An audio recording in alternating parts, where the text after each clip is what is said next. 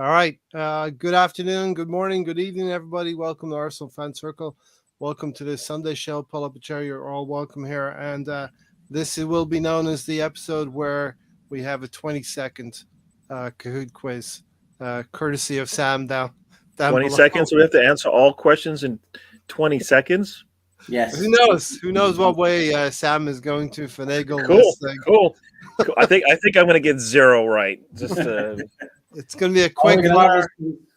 this quiz is going to be beautiful. It's a mixture of really tough Arsenal questions and some nice little questions about us as well. All right, cool. About us, so you have to know the people, right? Yeah, it's not all of us. A couple of people in the questions, and yeah, we'll see. You'll see when we get there. Welcome to the Sunday show, the one that has the Sam 20-second Kahoot quiz. Yeah. Stephen, welcome in. Afternoon, everyone. Sam is going to ask 10 questions in 20 seconds. Yep. Quick fire. You know it. BX Gunners here. Big up, everyone. Yeah, Stephen's going to need 30 seconds, Sam. But you'll see what we can do, Stephen. Hello and greetings to everyone who are top of the league. Mr. Tom does not hate football, you know. For once. For once. Leeds and Arsenal are at 1 with 1-0 wins. David Ornstein said Arsenal will sign a forward. Possibly a forward, Craig. I think he said that. Possibly. Defensive midfielder, fullback, right, Gary? Possibly. all this talk about stuff we're going to do in the future is just nonsense for me. Just you know what? Tomorrow, I think you might take a breath. You know, nothing that is true, and it's scary. You know, we might buy a striker, we might not. But good evening, Gunnar. Good evening. So, welcome in, everybody. Settle in. You're going to have some entertainment. I don't know what's going to happen, but we'll find something to have a laugh about. You know, where do we start? Do we want to start about the news of today, or do we want to just like pretend that didn't happen, Sam, with this Carabao Cup final, or do we need to acknowledge? I haven't watched it, to be honest. Didn't want to watch it. I've seen some clips of Ten Hag dancing a Brazilian dance with Martinez and what's his face? Ricardo? No, not Ricardo. What's his face? Anthony? That's it. Anthony and Martinez. Martinez and Ten Hag dancing some kind of Brazilian dance. No, it looked completely ridiculous. No, I don't want to see that. Order has been restored. They are on a winning track now. They are back. Blah blah blah blah blah blah blah. They won a trophy, yay! Yeah. What a crap game, says Gunnar Lamb. Yeah, congratulations to Leeds. Quick word for Leeds yesterday. Listen, I thought they would beat Southampton. They did it by the bare minimum, but they needed to get 3 points. And that's they were so lucky to get it. They had to go to their defender to score. That's how bad it got. Yeah, the guy who never scores, Mr. Firpo. Mr. Junior Firpo. Yeah. Mr. Tom's not here, so we can talk about it. Leeds really need to sign Senior Firpo. He'd be a lot better at doing this goal scoring thing, right? No, but congratulations, Leeds. I think they're out of the bottom 3 now, so hopefully they can start grabbing some points. I'm going to say this season, I don't think they're going to be the 3rd worst. I don't think they're in the bottom 3 worst teams. King Firpo, says Mr. Tom. Craig says, can't lie, this was a trophy I wanted Arsenal to win. Yeah, we want every trophy, every competition you're involved in, we want to win, you know. The fact that this was a competition that, you know, Ten Hag could go and grab because other teams probably mistreat the competition a lot, like the FA Cup as well. Sam planning another 5 nanosecond Kahoot. You might be surprised, Reddy. You might be surprised. All right, let's jump into yesterday's game. And we started out with basically we got a win at Leicester City, right? Yeah, we did. Yes, we did. Gary, take it away. What were your thoughts on the game? And I suppose the first thing was the lineup, right? Eddie dropped or rotated. Eddie dropped, yeah. So let's just start there. Yeah. So we got to see Trossard up top, which I think everybody wanted to see. I think he's deserved a start wherever they wanted to put him. And Kedia probably needed a rest anyways. So I think that was a good sign. And Arteta knows now that Trossard can play up top. and it looks more like what he gets out of Jesus. So hopefully that is a good sign for us, in the sense that now if we know it's going to be a little tough up top there, that maybe Trossard will get another start, because I think he should. I mean, I think the three players up top looked a lot more fluid. There was a lot more movement going on. I think to some degree we're a little bit more dangerous, even though the scoreline doesn't show it at all. But it was good to see that, and it's good to know that we have options, and hopefully Arteta will start using them. I was hoping that Milsrifro or Reece Nelson would get some minutes as well, because if they're on the bench for the second game in a row now, haven't seen minutes, and we had two subs still available, right? So they're gonna need to play, no matter what, right? They're gonna need to play.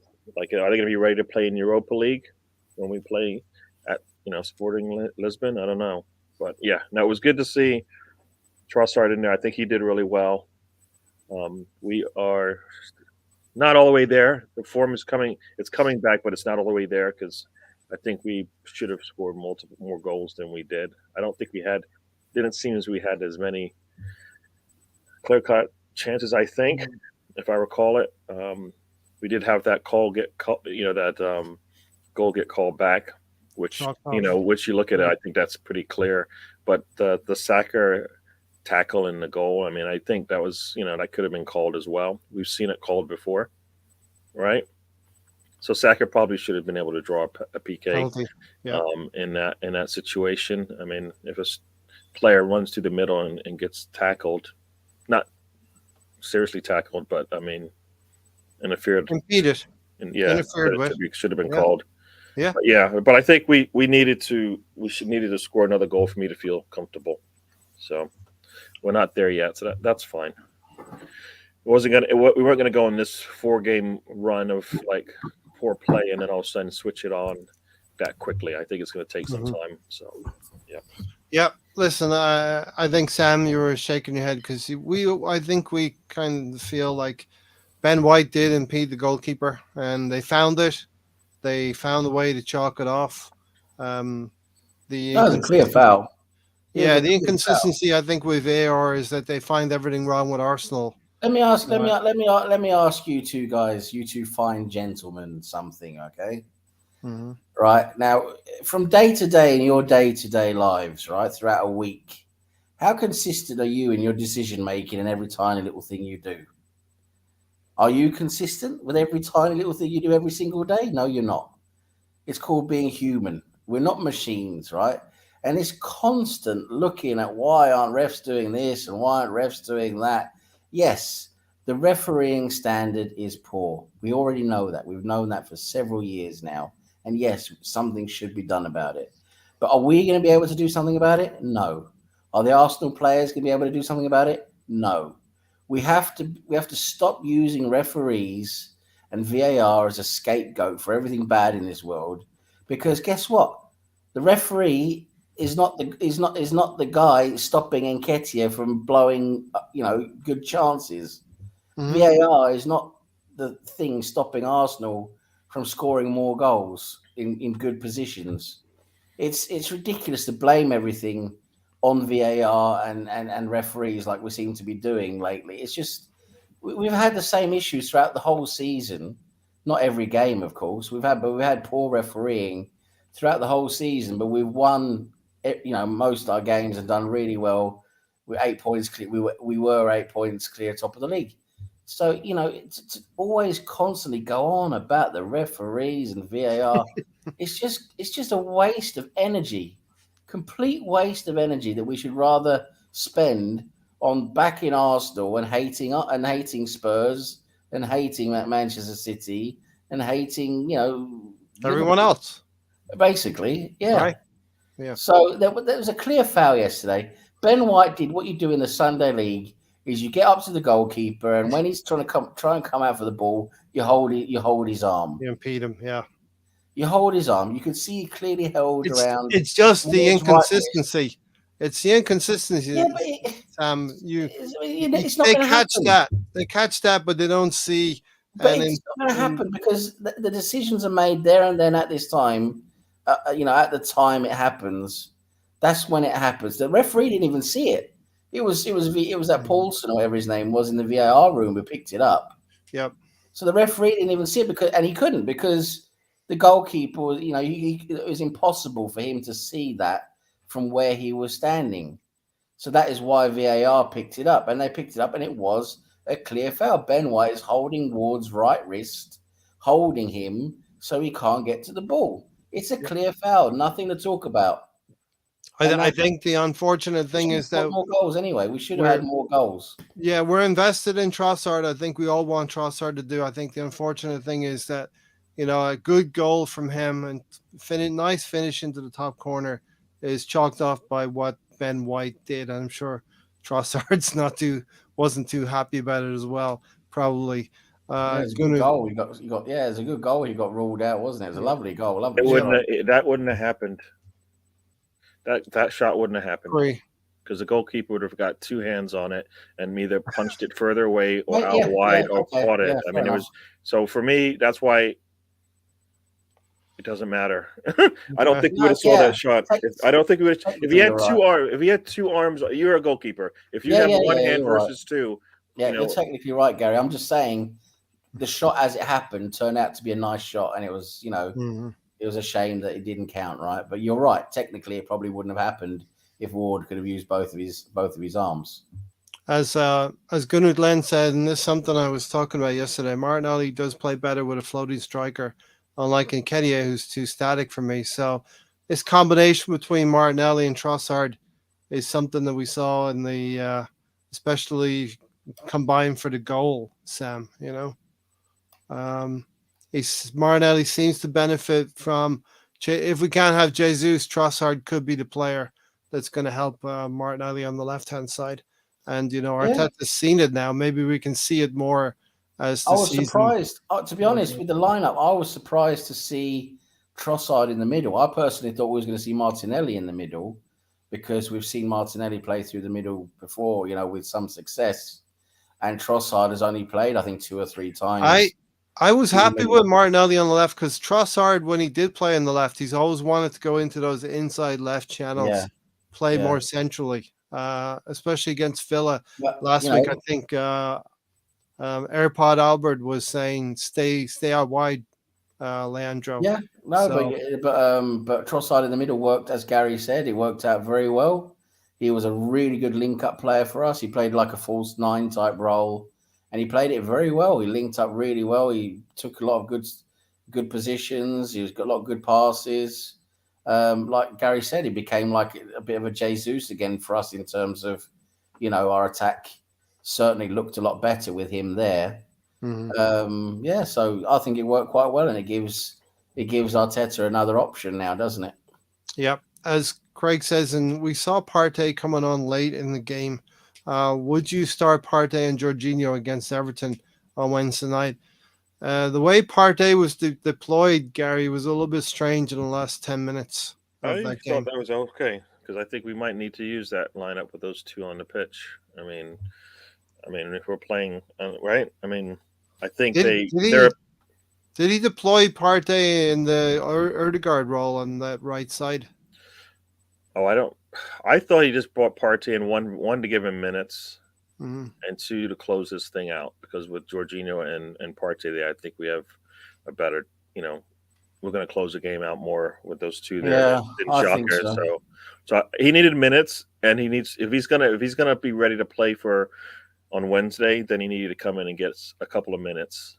We'll see how if he does start, but I think having those two and being able to play them together is going to be might be something we want to use, right, when we go and play at Newcastle or something like that. Would it be a 4-2-3-1 with both of them in the pivot, in the double pivot? It would be something like that. Partey and Jorginho. Okay. Yeah, it probably would be something like that. Yeah. Maybe we don't see it on Wednesday night because Partey's probably going to be finding his way back into full fitness. He's not going to use a double pivot like that until it was an obvious tactical choice to try and shore up the game, get the points.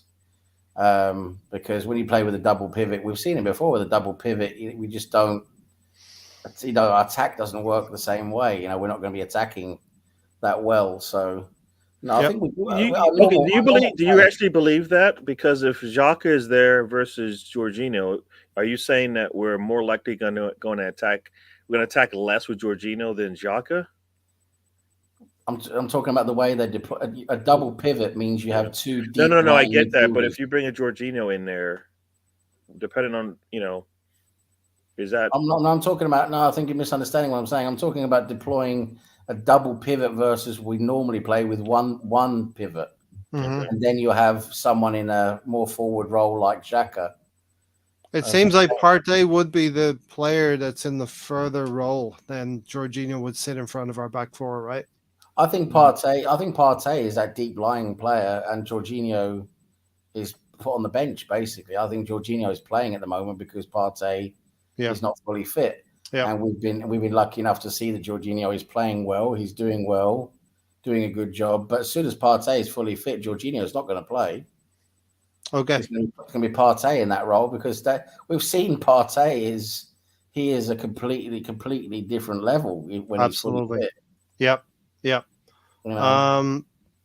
I think Stephen might be talking about this. There was a tactical change on the left as well. Xhaka started deeper instead of standing beside the striker in the box, and he played outside in support, allowing Martinelli to go inside.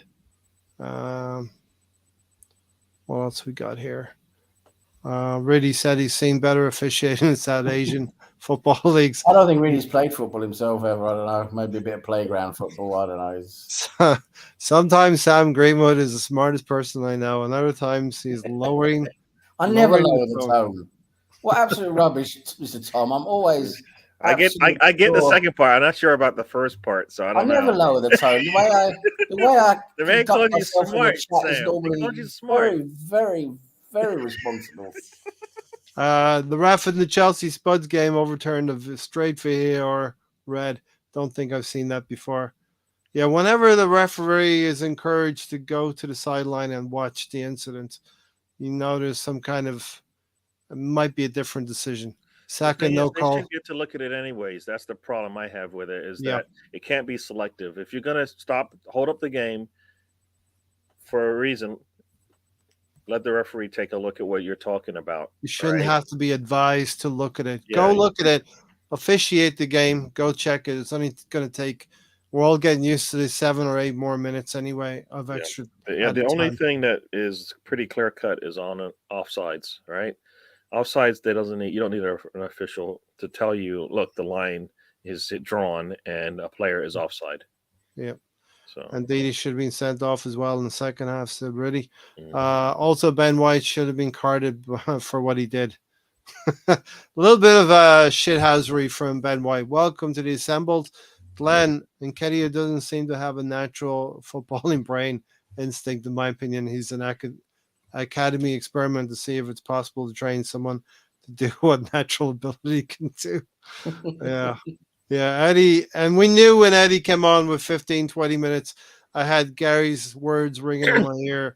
Eddie doesn't do 20 minutes. He doesn't score with 15 or 20 minutes. He needs. It's in his contract. The man does 90 minutes, or he's just not. You know what? He's just not going to be ready to play. Totally right. No, I don't. Like I said, I just don't see how as a team Arsenal can look at and go, well, you know what? I want Gabriel Jesus, and then also in that same breath go, but we need to sign Nketiah as well. The two don't match to me, right? The two don't make any sense. They're not the same. He's not good in the air, so he doesn't really fit, right? He's not different. He's not different in the sense that it's something we can lean on, and he doesn't do what you want out of your forwards, right? So tell me what's going on. Why? Can somebody answer that? Nobody's going to answer me. Everybody's ignoring me. Am I talking nonsense? Why do strikers are two different types of strikers? Is that what you mean? No, I'm saying if you're looking at Jesus and go, that's what I want as my starter, how do you then turn around and go, I want Nketiah either to back him up or to give me something different? And what does he give? He does give something different. No, but what is different? Crap. you're answering my point. I'm like, I want. What is he giving us It's that like- we go? All right, we like- bring him in, we get something different. We're not getting anything different. He's giving you a different kind of coffee. It's cheaper and doesn't taste as good, and it's not as strong. It's the crap that someone else has already used. Sure, it's coffee. Give me just Pick water a that product. with some dirt in it that's been mixed up, dude.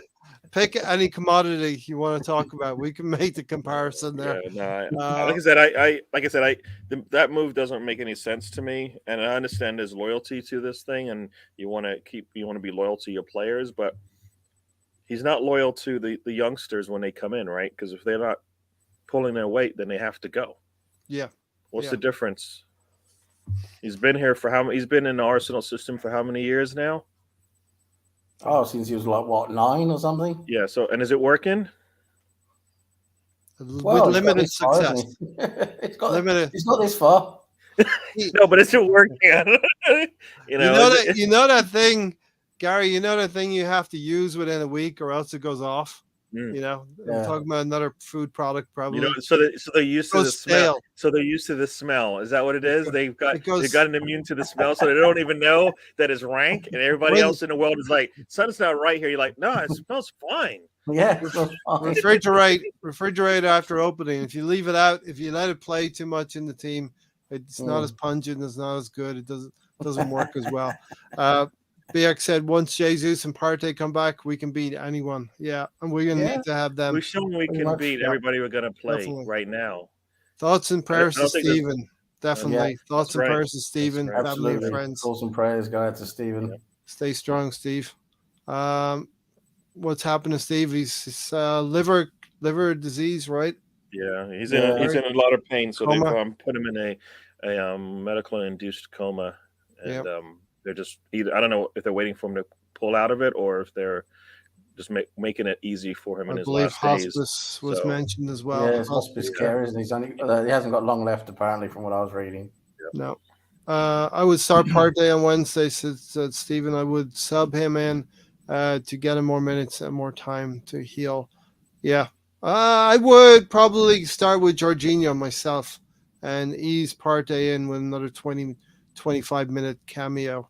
The Silva one is here. Good evening, my friends. Good to see you here, Silva. Big up, Russ. Russ is here. He's happy. We got to win. 1-0 win, right, Russ? Russ is the new leader of the PGMOL. We have 18 people watching. It's as many wins as Arsenal have collected so far this season. So slap a like on the video if you're enjoying this. If you slap a like on it, just slap it. Just take a look. If you play a double pivot, you have to take either Xhaka or Ødegaard out of the lineup. This is true. They're the two attacking eights. The Athletic named Ben White as Arsenal's biggest purveyor of the dark arts. Yeah, he likes a bit of that shit, Hazri. He doesn't do it enough for me then. He knows what he's doing. We need more. Knows what he's doing. Come on, you Gunners, says Don Juan. Question. The only sense I can make out of the Nketiah is he's a tax write-off, or Nketiah makes you appreciate Jesus more. Yeah. I don't want that. I want somebody who Jesus goes, damn it, I'm out of the game. This guy's going to come in, and he might score and make me look bad. That's when you have your good cars in the garage getting fixed, right? So you have to drive the junker. Eddie saw the victory yesterday with a sense of professionalism that belied his young years. I think Mr. Tom's in Eddie Nketiah's entourage, isn't he? I think he is. He's getting paid on the side. In his corner. He's like he's the hype man for to infiltrate. I think he's his bum wiper. Yes, Ben White was alongside Ailing for years, so he clearly learned from the master. Taib's in the house. Big up, Taib. Big up, Taib. Sam has been hired by Harweb as PGMOL's lawyer. Wow! I wish. Reddy's throwing. He's got the knives out. I wish. So, Gary, another win up in the Midlands. We played Aston Villa last week, so 2 wins on the bounce, 2 away wins, and we controlled this game. But I was thinking in the first half, it's great to have control, of the game, but you absolutely need to have that urgency as well to get goals. And I had Tony's words ringing in my ear as well. Just not efficient enough. I hear that from Tony a lot. Just not efficient enough. We wasted a lot of potential scoring opportunities for sure with I don't know, poor passing or just not taking a damn shot The sometimes. final pass. I think Yep. well, for me, I think I said it, and I'm like, take the damn shot. You're Mhm. sitting around the 18 and you got space in front of you, take that shot. I think Erdogan might have had one that he didn't take, and I'm like, just sometimes you take what they give you, and sometimes you work to get something better. Especially when the way the game was going, we needed something to open up the defense, and it was easy for them. So like I said, we're not all the way there yet, and maybe that's because we've had change in our lineups and whatnot. But we needed to have change in our lineups at some point in a season, so you have to just kind of be able to work around that. But yeah, no, it was disappointing in that attacking third for us. So I think that the ball pretty much died when it got in there. We got nothing out of it. So Yeah. we need to get I better remember- at that. I remember Martinelli on the edge of the D trying to lift the ball over the top to Saka and it going out of play as well. Well, I was think quite happy. Saka gave up on it. If you know, I think it was more. Mhm. It was too full, maybe a little too far from Martinelli. But Saka, I don't think he saw that, and we talk about that that communication that Jesus and Martinelli have, that they know. If I make this run, the pass is going to come. Because I guess I've been brought up the same way playing football. So Semble's asking, yeah. why take a shot, Gary, when we can keep the ball a little bit more? Keep the ball and do what? Tongue in cheek. The whole thing is to score goals. So yeah, holding on to it for 90% of the time and not It's the scoring is Arsenal. not good. It's the Arsenal way. As the week, no, we stopped talking about Eddie. It's all good now, really. You can come back. Has the weekly Eddie slander started? Yeah, I'm going to take a 5-minute break, make myself a cup of them. Did Eddie play? Did he? He did. He came on for a little bit, chased a few lost causes. Erdegaard needs to shoot more, says Gunnar Glenn. Arteta needs to tell him that. He's always looking for the extra pass. We saw this earlier in the season, and he was I've been starting to screaming score for goals. it since I've seen him take free kicks. He is shooting more, but I want more, though. I want more. He is shooting more, but he's supposed to. Yeah, he needs to score more goals. Yeah, he's getting when the game is we're not getting too there. much out of the game, and he's sitting there at the 18, and he has an opportunity to take a shot. I'm like, just take it. I expect him to be able to put the ball on target at least, because of the way that he takes the free kicks. I'm assuming he's pretty good at it. So I just want him to take more of it. A lot of his shots get blocked. No, but you know why? Because he hesitates, and other times when it just take the damn shot, the defense doesn't have time to set up. So I know I'm repeating myself over and over again, but that's we're getting there, Gary. We're getting there. We got 18 wins now. We need about another 12. I would say I'd like to get close to 30 wins on the season, 10, 11, 12, something like that. When you think about it, 2/4 of our outings have ended with wins. So more times than not, we've grabbed those wins, Sam, and we've been quite efficient this season. No, it's been a whole different ball game this season, hasn't it? I mean, we've really come out of the woods this season and had a fantastic season so far. The last 2 games now, we seem to be, we're not firing yet on all cylinders, but at least we're still winning games, which is it's really important to still win games, and keep that winning record Mentality. going when you're not playing well. Or not playing very well. So, it's great we're doing that. And yeah, I mean, like you say, 2 wins in 2 games now in the Midlands against Aston Villa and now against Leicester. It's not to I was going to say you don't poke your nose up at that. It's actually they're actually good performances to do that. So yeah, it's encouraging. Let's remember, I'm always thinking about Man City and what they would do in a similar fixture or what they have done. And this season they struggled a little bit, but they did win at Leicester with a 1-0 with Kevin De Bruyne free kick at Leicester. We did something similar. We won 1-0. So we're keeping pace with what City would do. You know, that's the standards we have set to be as good as City or better as well. You know, great combination then, Sam, for the goal in the first minute of the second half. Going in at halftime, I thought we controlled the game quite well, but I thought we'd have to work to get the goal in the second half, and we barely got into our seats before Martinelli was slotting the ball away. Yeah, it was good play. Lovely little nutmeg from Trossard to play the ball through to Martinelli, who was coming in on a nice run, and it was a good finish, a very good finish. You know, one of a few times that Martinelli actually does manage to finish well. I mean, he frustrates me so much, unfortunately. Martinelli, he makes so many poor decisions, and he misses quite often. But then he pulls off a lovely shot like that, right? So you forget about all the other stuff he does. I think Sammy prospers when he's got some yards, when he's got some free space ahead of him, when he's got some field to run into, and he didn't have when he's not facing up to defenders. When we play the ball quickly like this, he's in on goal, and that's when we can he can showcase his talents there in a kind of counter-attacking way. You know, yeah, you're right. I think he struggles with, if our build-up's a little slower, he struggles with that and having the football brain, if you will, of trying to find the player in the box. You know, he very often checks back inside. So, Gary, I thought this was an important goal. I think it's Gabriel Magalhaes clears it down the left to Trossard. Trossard takes it very quickly, nutmegs the defender. And the defenders that are marking Martinelli are behind him. You know, the defensive midfielder, indeed, he's behind them. So I think this is where we can see Martinelli, the difference between him and Saka and their games. Yeah. I guess it's hard for me because I don't recall the last time I saw Saka in that same situation. Saka's good with defenders in front of him. He can get by them as well.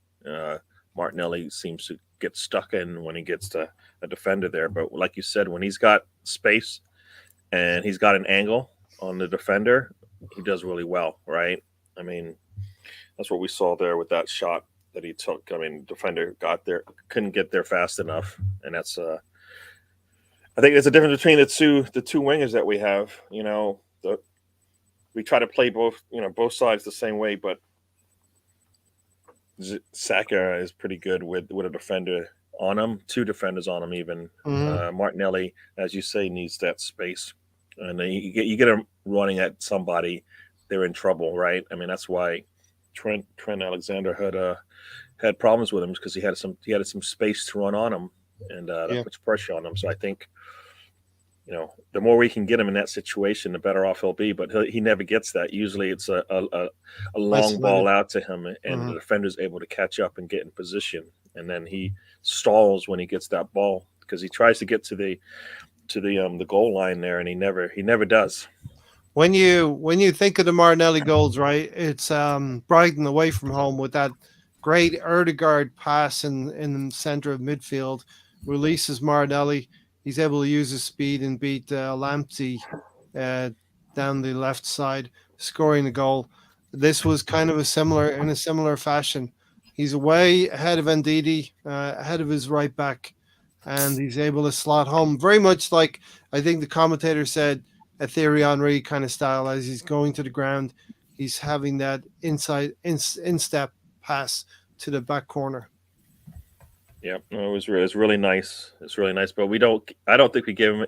He doesn't get in that situation too often. I don't know how we do that any more than we do now with the way that we're set up. If that's what that means, why we. The way that we can help him is by transitioning really quickly. Another one was when Ødegaard played him in for that Liverpool, the goal we scored against Liverpool back in October. Really, really quick transitions using his pace. Saka on the right side is more of a build-up. He's able to beat someone and get his shot away. Martinelli needs to rely on Ødegaard. Granit Xhaka, those passes to the inside left channel with some space where Martinelli can prosper. And that's really understanding the players. I think there are some players understanding his talents and giving him. And I think Trossard has that football intelligence, right? He's able to diagnose. He's able to hold on to the ball, slip a ball in through the feet. He sees Martinelli coming. Fabio Vieira, we saw that for the Aston Villa goals. So these are the ways that Martinelli can prosper this season. And already after 24 games, Martinelli's got 9 goals, Gary, and 2 assists. So this is what we need. Yep. No, we were expecting our youngsters to hit that double figure in goals this year for sure, and they're pretty much they're really pretty much set to do that. All of them. Yeah, right? We got Martinelli on 9. We got Saka on 9 for the league. Odegaard, if he can score a few more goals, he's going to break 10 as well because he's on 8 right now. That will be 3 players, and if Gabriel Jesus can come back and score 5 goals. Between now and the end of the season, we've got another player. Even Trossard would be able to get there. Not all with Arsenal, but he would also be a 10-goal scorer for in the Premier League. So we don't count it that way, but that's basically what he gives us. He'll be another one for the season. Maybe not for Arsenal, but that just means he's scoring. Mr. Tom appreciating the Trossinelli, shipping the Trossinelli name there. Usambo says, Ray, do you think the tactic with Mr. Eddie Nketiah is he doesn't know what he's doing? So what chance has the opposition got to work out what he's doing? Yeah, we've had a few players like that, right? That didn't. Gervinho might have been one of those players in the past. Didn't know exactly what he was doing himself, but prospered off of the confusion. It's possible. Eddie is just I think Eddie's a quite limited player. Sam, what are your thoughts on Leandro Trossard coming in? And he's already sort of hit the ground running with Arsenal. Yeah, he's a very, very good player. He's technically very good. He reads the game well. He's at that level we want. I think he's a nice little addition to the team. Suits our style of play, our level of playing, intelligence. I think he's I can see what Arteta and Edu have seen in him by the way he's fit in so quickly and started to play, with us so well with just a few games. So, yeah, I think he's doing well. He's keeping Martinelli on his toes, which is good. Mm-hmm. He's keeping Nketiah out of the team. I would continue to play Trossard instead of Nketiah based on the Leicester performance. To that. Yeah. I hope we get to see the same lineup against Everton midweek. I think Trossard's been a good signing. Yeah, I was just going to come to that. So I would persevere with this. I would keep going with this as well. Yeah, I was because I've been saying for a while. I think you guys have been saying for a while as well that we needed to see a change up front because Nketiah there was just not working, and so much of our attack was being stifled by Nketiah not really being able to do much, and we needed to see a change. And I thought, first of all, I was very glad to see that Nketiah was dropped to the bench and Trossard was brought in. But I was, as I said at the beginning of this show, I said I really thought we was going to see Martinelli through the middle and Trossard out left. But I'm glad that we saw Trossard through the middle and Martinelli out left because it worked well. Trossard did very well as that false 9, had a good game, and I think now trying that is good. It's good of Arteta to realise it was time to change things up. Yep. And changing things up shows us that Arteta can actually do change. He won't do it with Xhaka, but at least he'll do it with Nketiah. Fabio stays on the bench a little bit more. Yeah, Xhaka's going to keep starting. But anyway, at least he's done it with Nketiah. And, I think what we saw against Leicester is good enough to say, okay, let's give it another go, midweek against Everton. Yeah. I mean, Trossard in the middle there with the ball at his feet is threatening. And he'll either pass or shoot. I mean, I think that's the difference between him and Nketiah. Nketiah in there is pretty much only going to shoot, but I think Trossard is more likely to pass, and because he's comfortable in that situation. For me, as we've all said it, as I saw it as well, it looks like Jesus, Gabriel Jesus, whatever you want to call it. Version 2, lower level, whatever you want to call it. But It is closer to the way that we like to play, and it opens up the game for everybody, all the wingers, right? They have more space now because they can't just double up because he's going to cut. As long as once we get the ball to Trossard, he's going to do something good with it. So I don't think we're giving up on Nketiah. I just don't think he's shown us his level, and it's not Trossard level. And it's definitely not Gabriel Jesus level. So we get to a Europa League final. We've got 14 games to go here in the league. I think we've got 7 games if we get to the Europa League final. So we got 21 games left, and these are going to be games where we're going to have to solve some issues, solve some problems tactically or lineup wise, and to have that flexibility of combinations of 3 players, be it Saka, Trossard, Martinelli, be it the preferred one, maybe Saka, Gabriel Jesus, and Martinelli, or even Trossard on the left. But Saka is going to be the constant, right? And then the other 2 we'll figure that out. But we're going to need to have those situations. I heard Brighton fans saying Trossard is a little bit greedy. He likes to.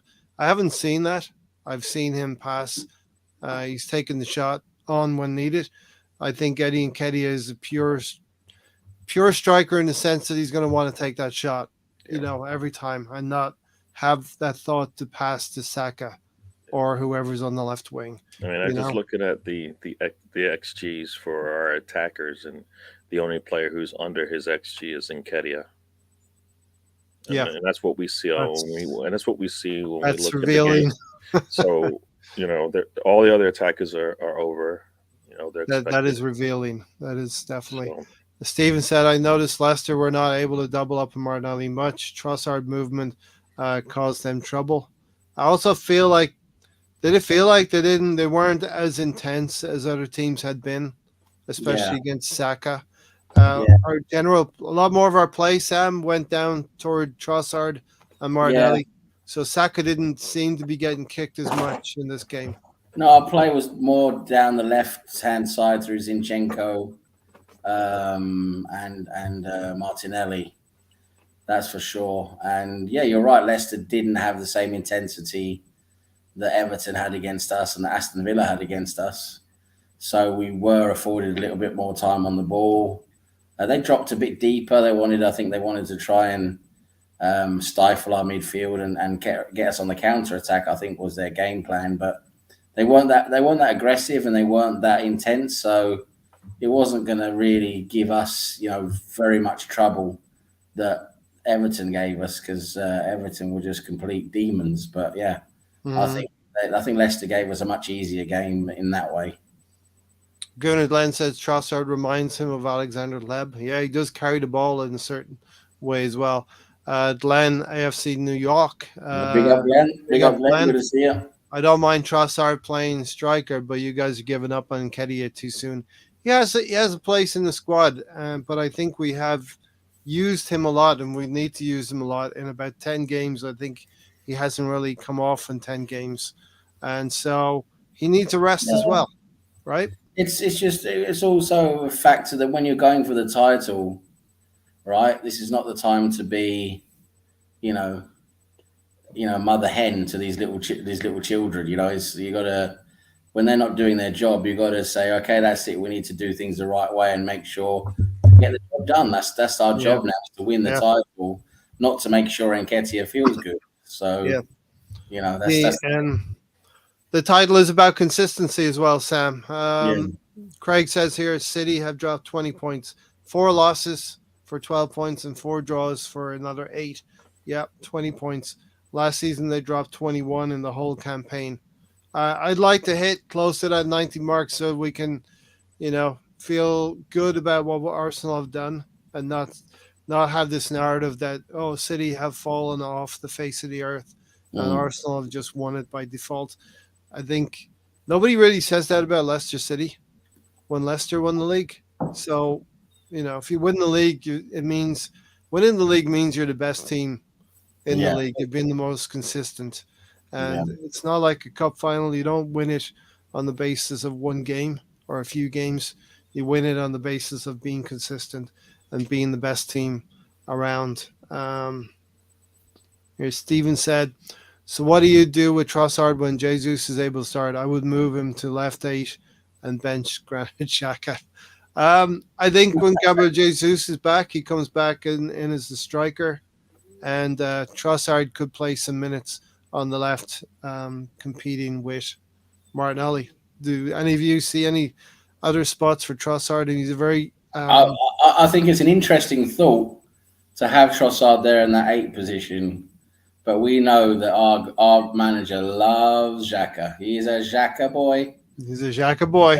There's no way Xhaka's not playing unless he's very, very ill or injured. That's the only way he's not playing. And Fabio Vieira has had to live off of 10 minutes, 12 minutes, 8 minutes, scraps, right? So we need to give Fabio some more minutes. I believe the Europa League will open the door to some of our players getting minutes. And Fabio Vieira being one, Kieran Tierney being another one as well. We'll find out. We'll find out on Wednesday, because that's like the start of these midweek games, right? Yeah. And well, who play? Well, in general, we need rotation, be it in Europa or in Premier League. Take your pick. I feel, at some point these players are going to get the league's going to be the priority. So the league is going to be the priority. If we're going to see any rotation, it's going to be in the Europa League. We want to win the league. Yeah, especially away from home in Sporting Lisbon. We're going to probably play a weakened team because we might be playing with fire a little bit. We may lose a tie away from home and have to win it when it comes back in the second leg. But I think that's what's going to happen. We may see Eddie Nketiah in Lisbon. We may see Emil Smith-Rowe. Kiwior at some point will have to play, right? Kiwior, definitely. Or else you're going to have Gabriel play all the way through, and I don't think we want to do that. I agree with that. We will see Kiwior at some point. Sam, what happens to Emil Smith-Rowe as he can do the same as That's Trossard? a good question. Emil Smith-Rowe, like you say, I think he's probably going to be given some minutes in the Europa League. But yeah, it's difficult because Trossard is playing well. Martinelli, yes, he needs a rest, but he's when Trossard comes in and gives Martinelli a rest, it means Martinelli's going to come back in. So ESR's got some real competition now. I might be interested in seeing what ESR can do over on the right, as he's done previously. He's played on the right hand side as well. Maybe give Saka a rest. Let ESR play a bit maybe over on the right, see what that looks like. But it's tough. It's tough for ESR because Trossard has come in now and he's doing well. Eddie should rejoin Leeds so we can get Furketia. That's shipping for me. Firpo, not Firmino. Firpo and Nketiah in much the same way as I've shipped Trossard and Martinelli together. Serious question here. Do you think that the players trust Eddie? Yeah, I think if you're playing for Arsenal in the first 11 and you're out on the field, the players have to trust Eddie. And they live together. They're a very unified set of gentlemen. And I think they're playing well together. You have to trust the player beside you. Gary? Yeah, no, I think they trust him. I don't know. They might not say trust. What when you say trust, what that means in the that they can pass the ball to him. Yeah, he hasn't been trustworthy then with the ball then because he's had opportunities to score and he hasn't been able to do it. So, I don't think they're going to defer and not put the ball in there when he's there. But I think, they trust that he's going to be there. Whether or not he's going to make the shot is, that's the part that Arteta will have to decide if it's an issue or not. All right, because I think he's getting the ball in positions to score and positions that players like in his situation should be putting the ball at least and threatening the goal. So. Chelsea RMS Potter sacking incoming. I believe they're gonna look to Arsenal, the Arsenal model, and he's making it difficult for them because with that squad of players, you've got to start looking at the manager. Yeah. You really do because it isn't like Arsenal where Arteta's looking at his senior players going, you know what, you're all crap. I'm playing the young players, and they're going to play Mhm. for me, as opposed to they are spending 80, 90, 30, 50 mil on all these players, and they're not poor. You know what I mean? Mm. So it's not even like it is not the Arsenal model, because we weren't spending tons of money going out there and getting some of the top Yeah. players that are available to the squad. So We've he, had some real talents as well, right, no, Gary? we're not going out there spending like they spent Mhm. 600 mil Mhm. and a seat, right? 600 mil in 2 windows. That is not what Arsenal was doing. Correct. So it's not the same for me as Arsenal, because Arsenal had to build this thing up a little bit more organically, Um, Okay. so I kind of feel like he should do better with better players.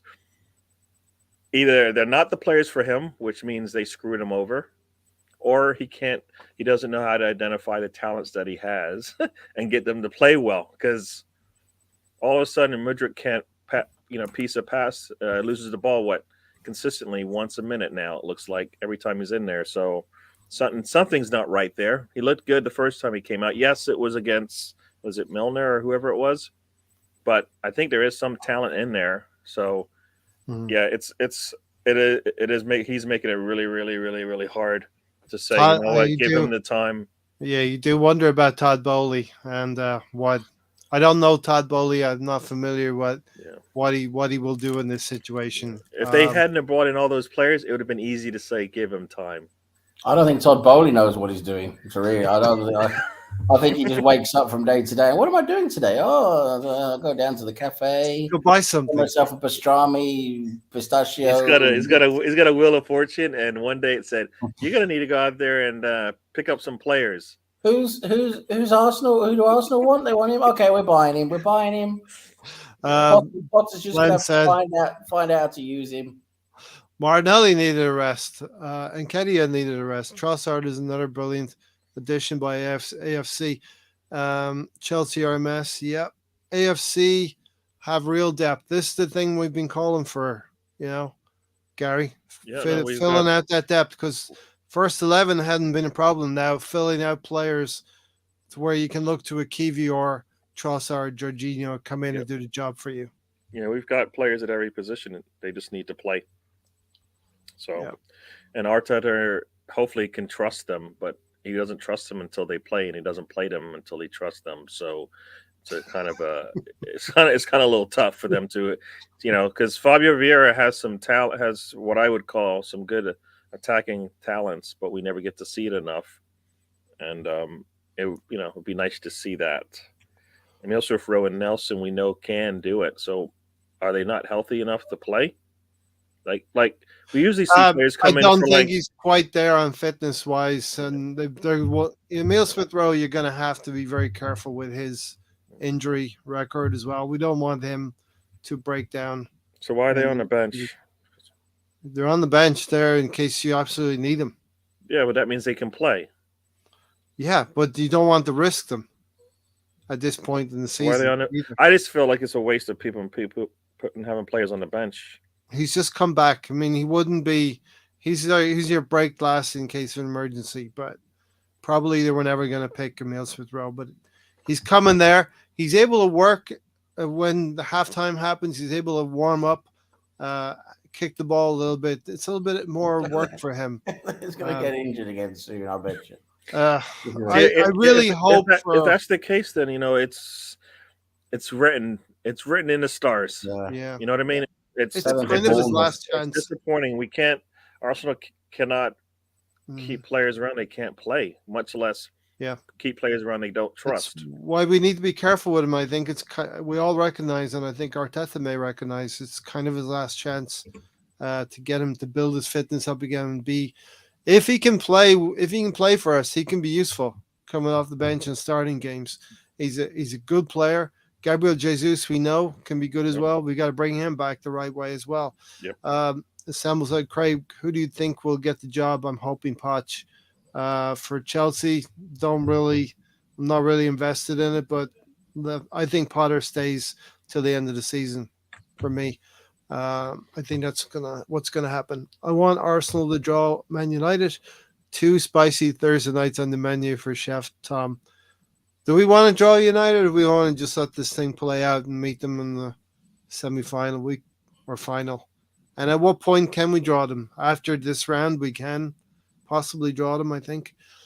Glenn is right. The Premier League is the priority. We already have Champions League through the league position.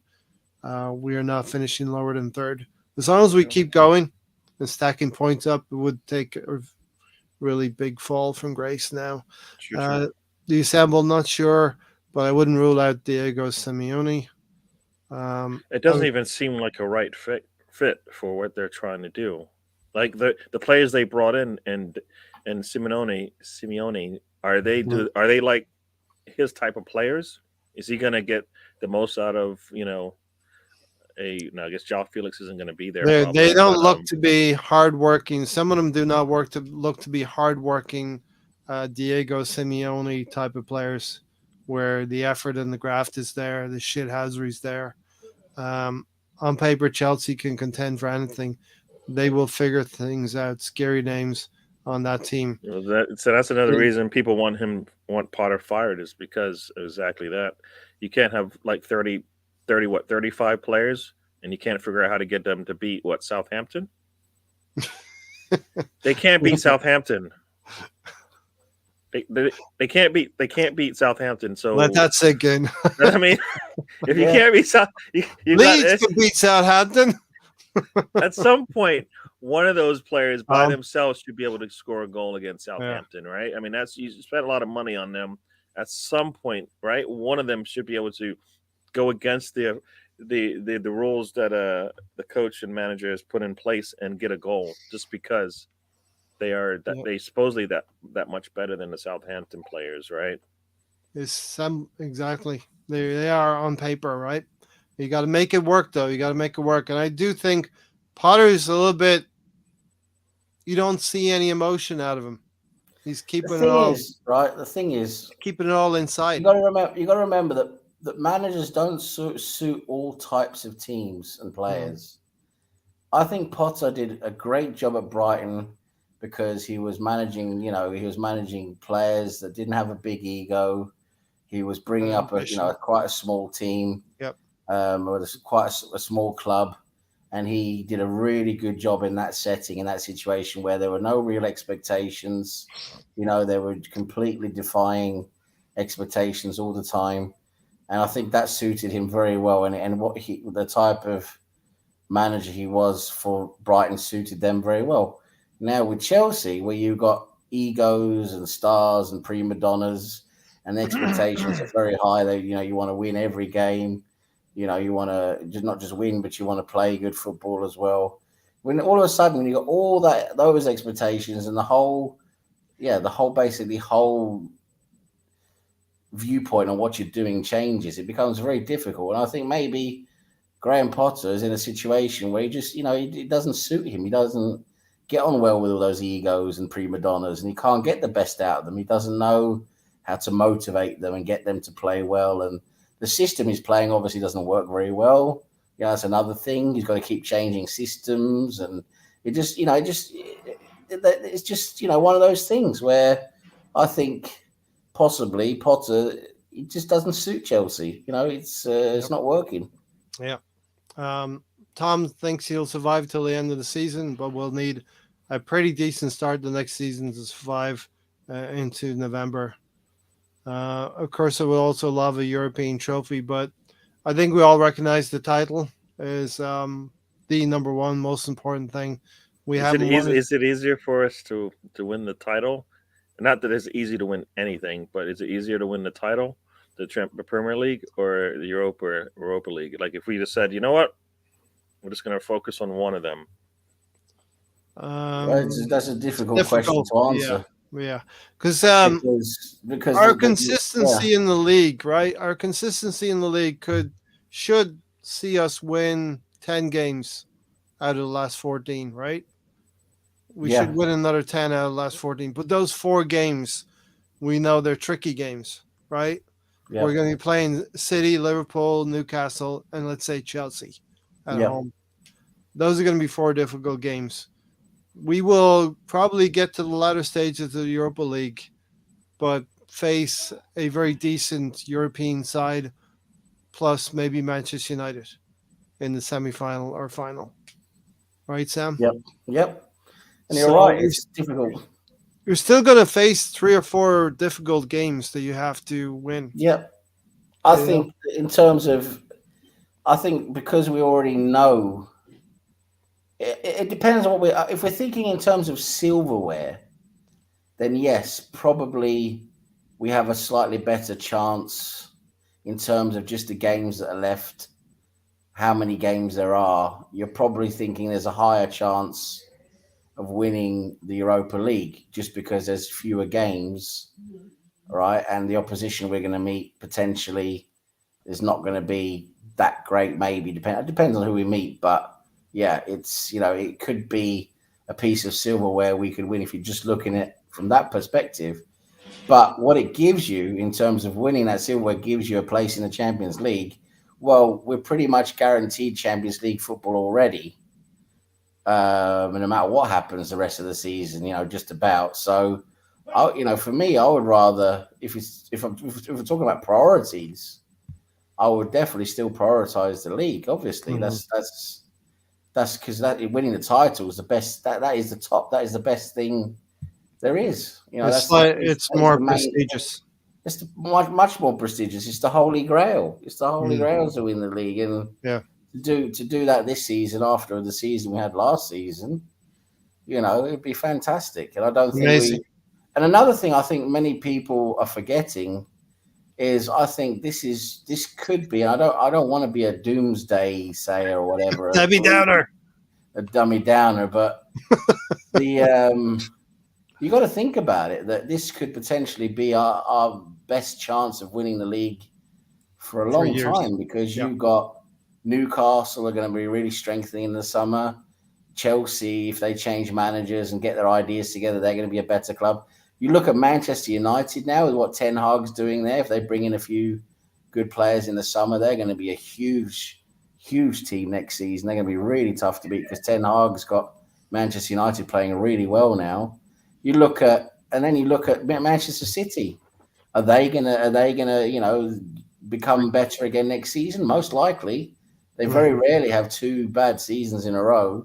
So, this could be our last chance now for a while to actually win the league. So I want to win the league. Got to grab it. Got to grab it while we can. In the league, we can. Yeah. In the league, you're allowed to. We can lose a game, right? In the league, maybe 2 games. In the Europa League, depending on where you are in the Europa League, if you lose a game, you're going to be out. It's a knockout game now, isn't it? Knockout tournament. Yeah. And the Europa League is prestigious as well, but the Premier League, first time in 19 years, it would restore the faith. There still are some fans out there that don't believe, that don't want to put their hearts on the line and think, because City are there, and we're running out of games, but we keep saying they're going to put 10 games together somewhere. They're going to win game after game after game. That's why I've been talking to you, Gary. I think we need to win these next 9 games. Is it 7, 8, 9 games? 8 games. Yeah, the next 8 games are take us up to the City match. They include the Liverpool match, but I kind of feel like if our form continues to improve little by little, by the time we play Liverpool, it won't matter how good they're playing. I think we'll be feeling really good about that game, right? I know it's in Anfield, but I think we should be able to compete with them at Anfield and hopefully get at least a point, worst case, right? But I mean, we're good enough to get 3 the way this season's been going. So, and if Jesus does come back a week or so before that, we'll be all the more stronger, right? Players coming back. Gabriel Jesus, Emile Smith-Rowe. If we treat him right, he's going to be stronger, better. Partey is going to get better and go again. You know what I mean? So yeah, we got these games. Everton. We should always focus on the next game. It's Everton, and to beat Sean Dyche, he's probably going to try and deploy the same V formation that he had before. Doubling up on our wide players is going to be, this Wednesday game is going to be very important as well. I don't want Sean Dyche and that lightning striking I twice. feel a lot more confident being at home, though. To be honest, I really do. Yeah, me too. A little bit of home comforts. I want that European title more than two. Potter is a modern day Clough. Glenn, Well, yeah, we Klopp would is a like good that choice. European League. I'd like to be in a position where we're not going to sew up the league early, okay? But I'd like to be in a comfortable position where we can cover both competitions comfortably. Glenn said, I love the way you guys break things down, but take a breath and enjoy this magical season. I have been enjoying this season. I think we've all Yeah. been enjoying it. Thanks, Glenn. I've enjoyed Glenn's videos. He makes great videos. You He guys should go and does. check those He out. does. He sort of like portrays how he's feeling and the way he's thinking about certain situations, and he clips videos or clips in there videos of Yeah, a film bit movies. like Family Guy and Yeah, a bit like Simpsons and stuff. It's really good. Guys, yeah, go check it out. exactly. Gary, it was easier to finish fourth than fifth last season. Gary, a lot of football to play yet. It wasn't Injuries, easy. It wasn't easier to injuries, finish. injuries. Right? No, yeah, I don't know if it was easy to finish fourth and fifth. I don't think that it was easy to finish fifth, and that's exactly what we did. We need to. You had 3 games to get what to A get a win win. or something. 2 draws or a win in those 3 games, and we would have we would have got the fourth. So it's kind of like you look back It now. last season. Here we are again. You would say overachieving, but I want to overachieve. As Sam has said, we may never be back in this situation again. We can be anything in the next few years as long as we keep building block upon block. And I think, and I just want to say this. I think if we get the right players, and I think Arteta's done a very good job now, and if he continues to improve with us, I do think next season we will. If we win the title this season, I think next season we will be a contender. We will, because we're good enough, especially with maybe 2 or 3 additions in the summer. We are good enough to be contenders. But my point was, where this season it's looked like, okay, a few teams have dropped off. My point is next season it's going to be a lot harder to win the league because these other teams are going to be coming back. Yep. They're not going to have a bad season, and they're going to be right there at our throats, ready to go. And it's going to be, listen, if we're fortunate enough as a club to win the Premier League, and that is something I'm still quite confident about, but it can be taken away from you very quickly. Yeah. Next season will bring a whole new pressure to defending that title. You know what I mean? Exactly. Even though we could be a City next season in terms of, hey, we want to play in this new Champions League, and that might distract us in ways as well. Next season, we'll be right back in the hunt, says BX Gunner. This is a new beginning for Arsenal. It could definitely be. We need to build this thing properly, though, to be competitive with. We see Man United, we see City, maybe next season coming, right? Yeah. Craig says we must treat these 14 games in the league like cup finals. Yeah. See, when you put it that way, then it's like you've got 14 cup finals, or you have in the Europa League. What is it? 7. 7. Mm-hmm. I mean, so it's which one do you? It's easier to maybe be out for 7 than it is for 14. Yeah. If you look at it that way, and that all comes with depth. So, you're playing, I guess worse teams in the league compared to what you're going to play. So you don't really have to be in the Europa League. The leagues are quite different. You got a German league, you got the Portuguese league. Maybe French teams are in there. Italian teams are in there. I'm not quite sure about the mix, but these are the better teams in their leagues as well. It's not with all due respect, Nottingham Forest or a Southampton or it's not the Conference League. I don't know, but I mean, I think even next season, no matter what happens, I think Arsenal will still not be ready to compete in a Champions League and a Premier League. The way that we've seen City and Liverpool been able to do that. Yeah.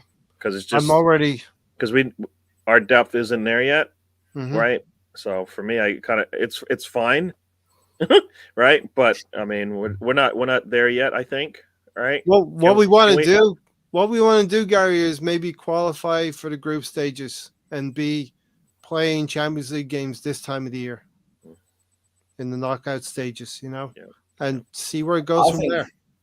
I think, in my opinion, if we get in 2 or 3 good players in a season, really bolster our squad, so we really have a nice deep squad, and we're playing well, we've got a good team. I think we're going to surprise some people in the Champions League next year. Yeah, I really do. I'm not going to say I don't think we're going to go out and win it, but I think we're no, I think we're going to go further in that competition than we think. yeah, and look, the teams in the Champions League, they're not going to set up like Newcastle. They're not going to set up like Everton, where they're devoting a fullback, a winger, and a midfielder to triple team Saka or Martinelli.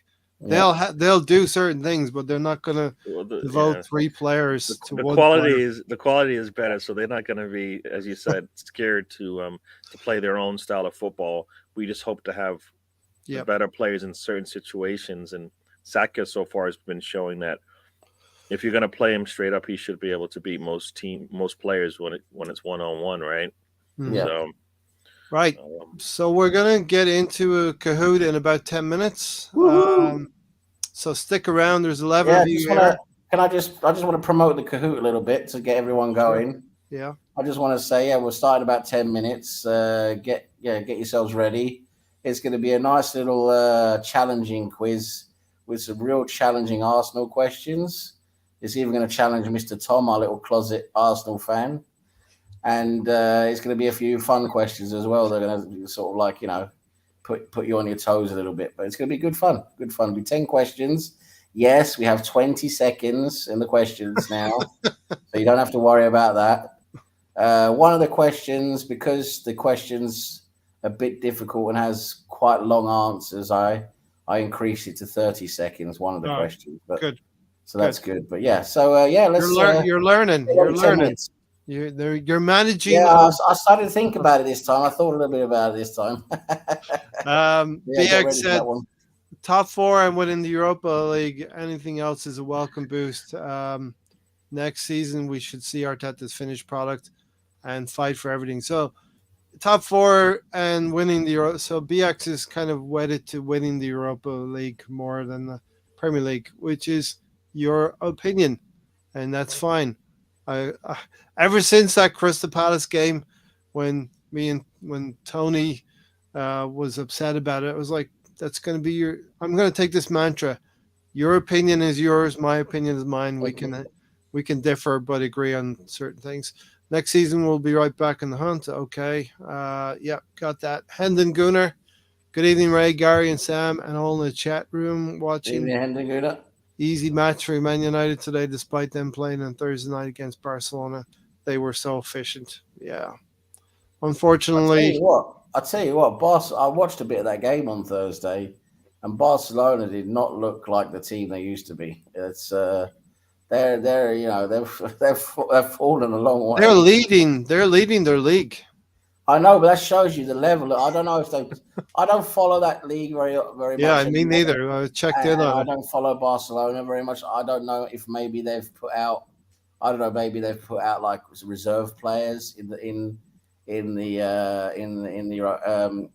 League game. I don't know, but the level they were playing at compared to Man United was not good. And if that's the best Spain has, it shows you that their league, it must be falling a bit. But when I saw Real Madrid, I did watch the Liverpool-Real Madrid game.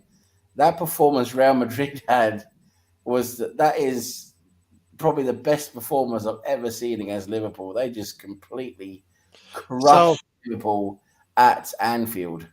Let me project to next year, Sam. Arsenal are in the Champions League. They've navigated the group stages and have drawn Real Madrid in February of 2024 at this stage. How do you think we get on with them on our home leg? I think Real Madrid, us and them, that's going to be some game because I could see the way they play. There was a lot of similarities there. and they've got some real class players. That Vinicius Junior, he's amazing. Mm-hmm. But Benzema, even though he was completely non-existent in the first half, in the second half he comes out and scores 2 goals, Mm-hmm. and one of their most influential players in the second half. He's a great player, Benzema. They've got so many class players across the whole field. It's I think playing them would be an amazing game. Yeah. I don't think we'd ship 5 goals. We're a I better don't. team I than the think Liverpool we'd give team. Real Madrid a real good game. I do. I think we could even beat them. Yeah. All right. Yeah, that's going to be fun. The Champions League next season. We want to Yeah, I get mean, in. like, as you said, Barcelona somewhat, I guess you would say struggled with Manchester United and just Mhm. destroyed Liverpool, which may not actually mean anything because Liverpool is pretty poor. Mhm. So I don't know how we That's look why. at that, but you know what? We've seen them do exactly the same thing they did to Liverpool, to the Liverpool of old, essentially, and Manchester United, right? So they can do it against. I think when they want to turn it on, they can. It might get Mhm. boring winning La Liga, right? Mhm. Mm. Because I mean, who really challenges them in La Liga? No, You know what I mean? it's pretty Like Real much the Madrid, it's same. like Barca, challenges them Atletico. where they go into Yeah. it going, we might lose this one, as opposed to they might take it a little too lightly, and those teams are playing their hearts out when they play them. So it's a bit of a smack in the mouth when they do drop points. What really impressed me with the Real Madrid performance was Liverpool were 2-0 up and looking really good. Yeah. And they were 2-0 up, and everyone was like, wow, what's going on? And then to come back Vinicius. from 2-0 down Yeah. and to win 5-2 at Anfield, that is, even though you can say Liverpool probably, they shit the bed a bit, but to Mhm. come back from 2-0 down and win 5-2, that is a special performance. Yeah. Yeah. I mean, So as poor as it seems, Real Madrid is, they've lost only 4 matches all year. And the 3 that they've lost, I think all of them have been away. So it's not. So would you say that's a poor year? No. It looks like it when you say Barcelona is sitting top of the table, but I think they're right where they need to be. Barcelona could wear down. yeah. They could wear Yeah. down, especially if they How keep. far back are they? How far back are Madrid? I 8 think it's 6 points. points. I think it's 6 6. points. Okay. Yeah. But Tom said we're going to surprise people, but most Arsenal fans talk like they're entitled to win everything. So first round exit would be a surprise. You don't talk to those Arsenal people. You don't. You keep talking about most Mr. Arsenal Tom, look. fans. You don't even talk to those people. You don't even know who they are. Name one. You don't even know who they are. Most Arsenal fans. Like, he's got a whole gang of Arsenal fans in his I get it. dungeon. I get it.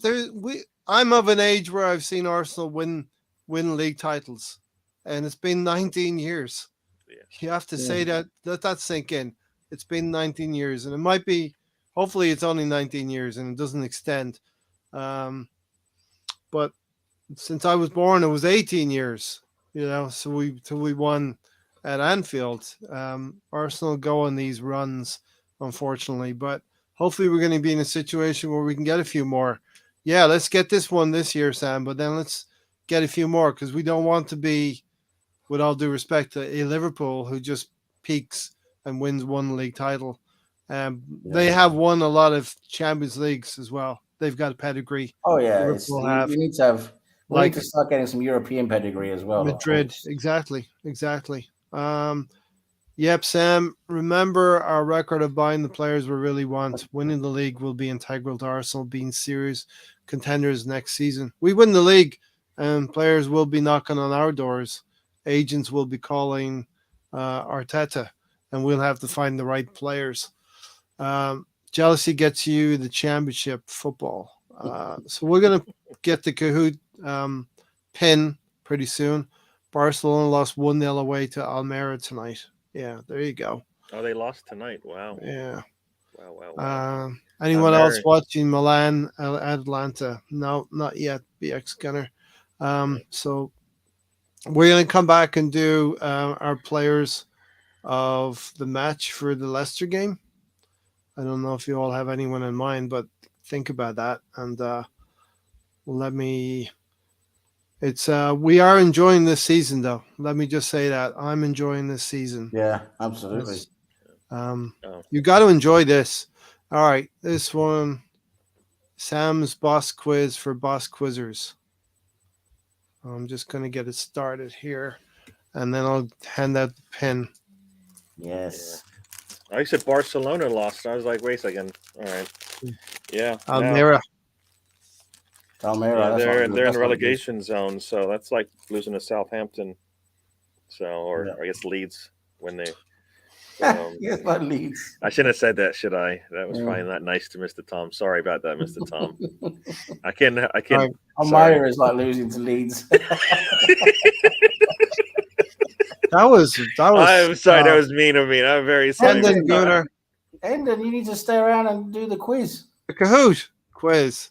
It should Yeah, only boy. take 20 seconds, all of it, right? 20 Yeah, seconds stop. for 20 questions, everybody. There we go. All right. There's How many players can you have in it? Quite a 9, few. up to 9.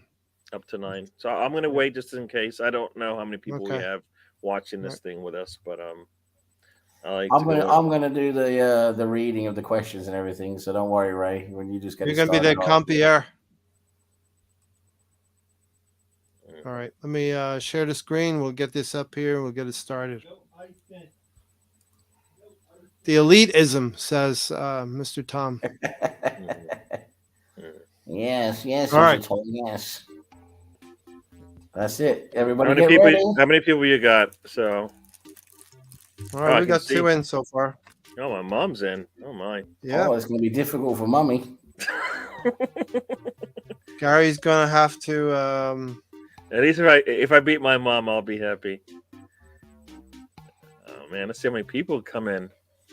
Come me on, get in. guys. Come on. The pin is 889069. Join the Kahoot quiz. It's you don't have to sign your life away. It's quite easy. You jump in. Mr. Give Tom yourself a Baby. nickname. Give yourself a nickname Rocking the And, Viking helmet. or your real name, and you're in. There I am. Ray, look I'm at you. green. You're beautiful. I'm green. The green Looks ghoul. beautiful. The green ghoul. Come on, guys. We need more people. I'll join, I guess. Just Go ahead. We need someone to finish third. Where's Riddy? Yeah. Riddy's gone. Riddy's normally on this. Really thought we were going to be the whole podcast would be about Eddie and Kedia, and so opted out. Gary's in DWTT.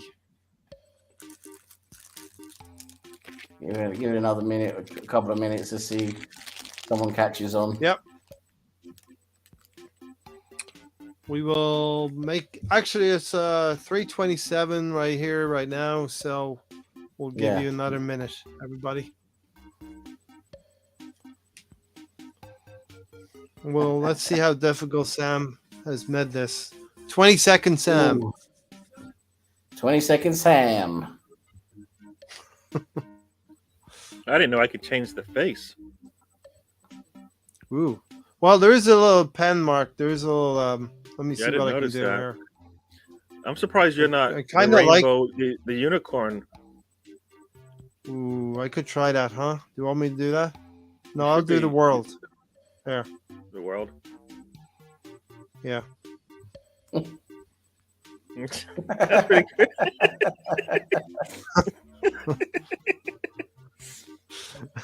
Can I This change is- my hair I should Can I change it change to my hair? football. It's just the football. So there you go. character? Where's the accessory. assembled? Yeah. Oh, look, I'm gonna put Is the accessory assembled in there. in there? Is he Conte syrup? Should I go for a Assembly, you top hat? taking part?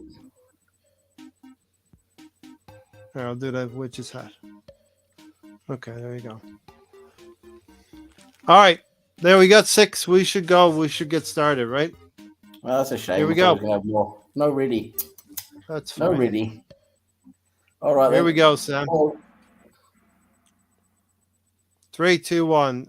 Sam's boss quiz for the boss All right. quizzers. I'm gonna shut up and play, and you're gonna Who has made the third most appearances for Arsenal? Is it Lee Dixon, David Seaman, George Armstrong, or Nigel Winterburn? The third most appearances for Arsenal.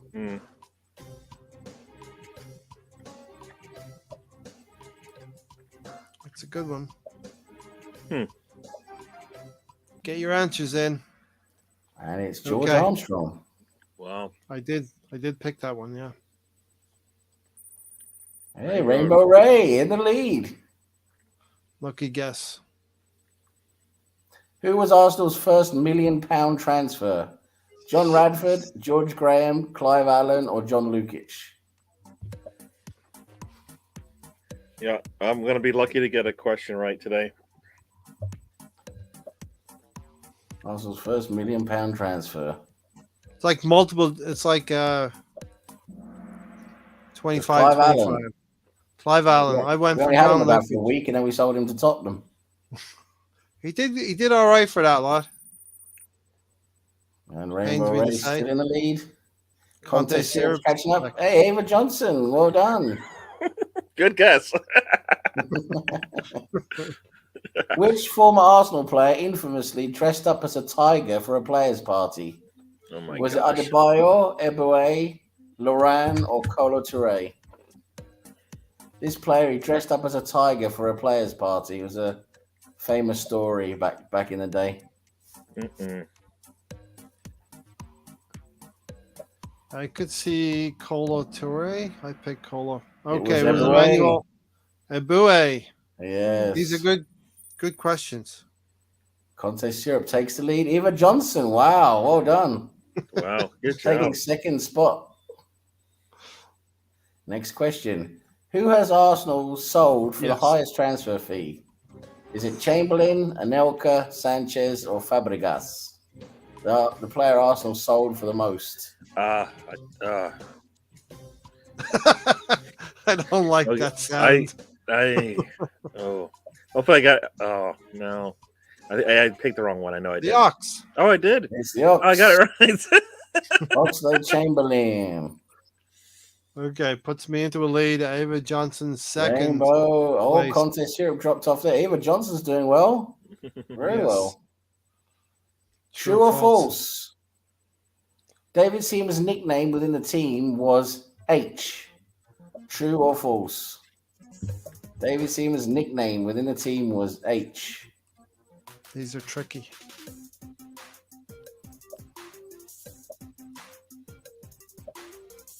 I went for false. Oh, And it's whoever true. went true was the right answer. It is true. They called him H. Mr. Tom Baby Mr. picked up Tom got that points one. there. Right? Tom's climbing. Tom's climbing. Hmm. How many games did Patrick Vieira play for Arsenal? 247, 253, 285, or 279? How many games did he play for Arsenal? This is about who can guess correctly, right? Yeah, I guess make the guess correctly and early.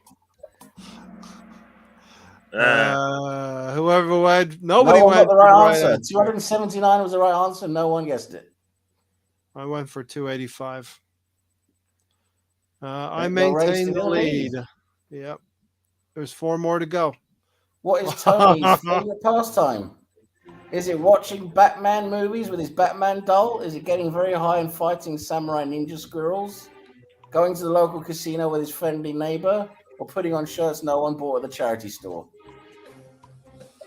All of the answers. I know Tony. exactly. They're all good ones. That's our Tony. What's his favorite pastime?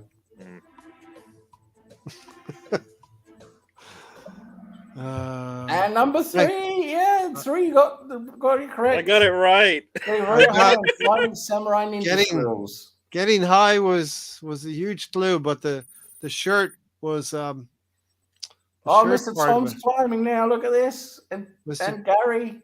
Mr. Tom and Gary knows Tony Gary's pretty on well. the podium. True or false? Moron. Yeah, True or false? Yes or no? Yeah, blue. Oh, I yes, had no. to hit it twice, and For the so I might have purposes- lost some points there. For the purposes of this quiz, I'm going to go with true, but I don't believe my answer. Well, Ready? it's in the eyes of the beholder, right? And one person managed to get it wrong. It I is, thought of you'd course, be. true. Somebody thought you would be nice, Sam. It is, of course, true. And Rainbow Race still at the top. Still in the Mr. lead. Tom just behind, and Gary on the podium. Ava fourth, and Conto Syrup in fifth. Gary, you have to let your mom win. What? And we're at question 9 now. Which club did Brighton buy Leandro Trossard from in 2019? I'm Was going. it I think Ghent, I'm wrong, but Club I'm going with Brugge, what I Ghent, think or is right. Stade Liège? Oh no, I did go wrong. I probably went wrong as well. I had to go wrong if there's two answers. I to the picked Ghent. Yeah, there's two answers with it It's though. Ghent. Genk. No, wait. So what? Wait, what's the difference? Oh, Just one Ghent. letter. Oh, you got me. You got me. Mr. Oh, Tom. Tom, you No. bastard. Tom is No. on the top again with one question to go. You got got me. one Sam. left. Good This one. guy, That was a good honestly, one. This I was guy, like, you how can there can't- be I'm two? watching you, Tom. we can't keep him down. All right, you say when I press next. Ready? Right, go on. Last question. Go. I'll just before we go, it's double points. Double points this one, guys. With which club name did Arsenal become London's first professional football club in 1891? What was our name when we became a professional football club? Was it Dial Square, Woolwich Arsenal, The Arsenal, or Royal Arsenal? I know. I guessed wrong. It's double points this one, guys. So if you get this one, you get double points.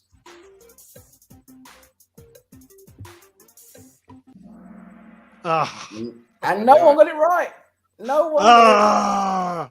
Royal Tom beat Arsenal, me. 1891. I was gonna pick the other one, but all right, Tom whatever. beat me to it.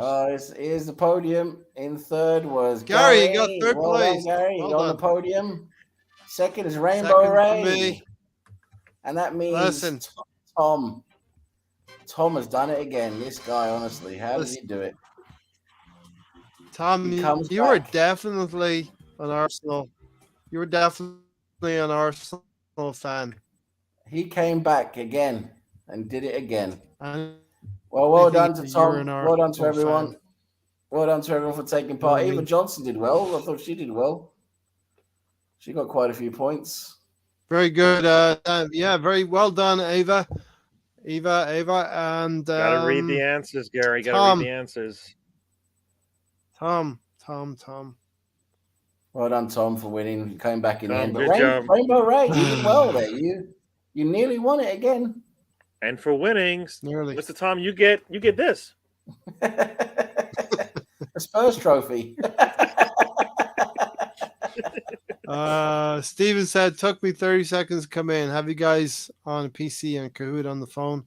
The time gives me no chance. Yeah, maybe 30 seconds moving forward, but that was much better. The Truth Hearts apparently assembled. You are an Arsenal fan, Tom. Definitely. H for happy, as he's always I'm laughing. not quite sure what the H was for, to be honest, but I just remember reading about it. Woolwich Arsenal. I'd like to thank Genk for selling Trossard. Yeah, I didn't read. I didn't look at the spelling. Oh, I thought people would fall in that trap. You got me. Yep. Very good, Sam. Because guys Albert coached there, right? That's the whole thing. Yeah, Albert was the connection. So it really helps me, Sam. You don't have to do it every week, but it does help me No, it's good fun. It's good fun. to do it as well. So I can play, and Yeah. I don't have to think of questions every week. So the truth is, I won the Kahoot again. Yeah. The truth is, your stuff. the truth is, you got an Arsenal shirt underneath that lead shirt. We know it. You've got Arsenal crest. The Arsenal questions were tough though, but there were some other questions in there as well. Yeah, so anything else to say about the actual game? Leicester City and Arsenal, We got the 3 points, which is once again what I wanted in the first game. We got it. I wanted it in this game as well. I believe we looked better than we did. We're getting better, and the fact that we had to switch up and taking Ketty off and put Trossard on, and it looked seamless in terms of that. If they play again, they'll only get better, right? So, yeah, I'll take it. I expect us to play either a lot better or better against Everton at home. So we should hopefully have at least a 2-goal lead so I can see progress and how we're building up. Yeah. So do we think that the Everton bounce is dissipated a bit?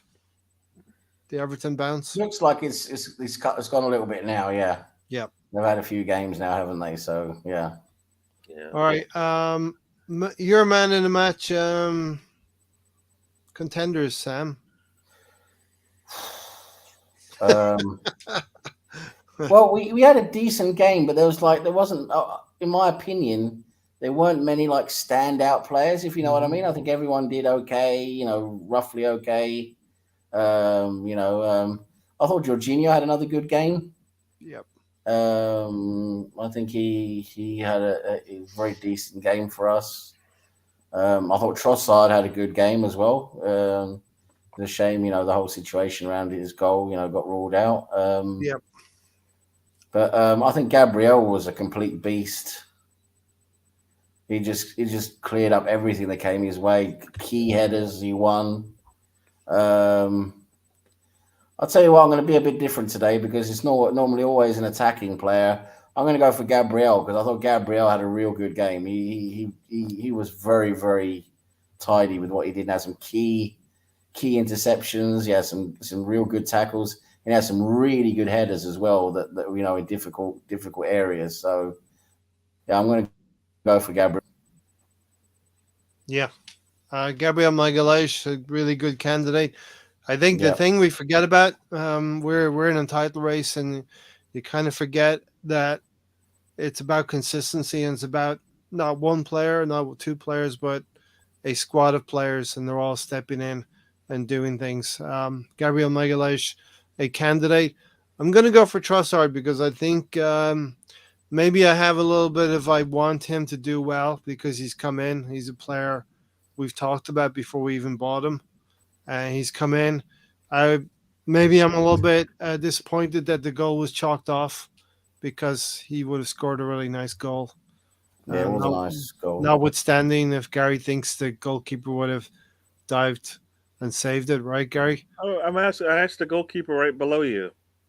If he didn't get pulled down, would he have been able to either clear it up? Not. Huh? No, I agree with you, Gary. Like that he probably would not have got the ball. Trossard would probably have not got the ball if keeper would have caught it. Even though keepers now do tend to punch balls away. He would have maybe punched it better with his right arm, or maybe even caught the ball. Fair. He definitely had a better chance with both his arms. Fair enough. I'll take that. But as I said earlier, and I agree with you, Ray, in terms of just looking at it by itself as that shot that he took, it was a very well taken shot, a very good shot. Yeah.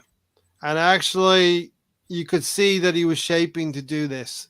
Yeah. Shift to his right and take that shot. And I had high confidence because we've seen him do this for Brighton. I had high confidence he was going to find the net.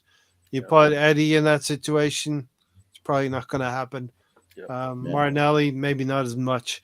So I'm going to go for Trossard. He engineered the goal as well for Martinelli with some football intelligence, I think, that we need to see on the left-hand side as well as the right. So, Gary, we got George. Who do we have? Gabriel Magalhaes and Trossard as the candidates. Those are probably the two top players in the game. Trossard, for me, doesn't get it because I think, a lot of us saw, our attack just was not clean enough in that final third to put a lot of pressure, more pressure on them. I mean, they only got one shot. One shot.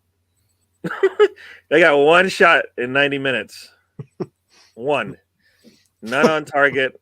One shot. Yeah. So our defense was pretty strong, and as you said, Gabriel was the headliner there for that. So I'm going to give it to Gabriel because they made it easy for us not to even have to worry about having to get a second goal. But in reality, we, I think as Trossard gets better, maybe we'll create a lot more. But we needed to create more in that game based on how dominating we were with the ball. They didn't get anything. So Everton hopefully is the exact same thing. They get nothing, and we were able to get a lot more out of our offense. And Trossard played well, and he like I said, he showed us a little bit of what we've been missing from with Gabriel out.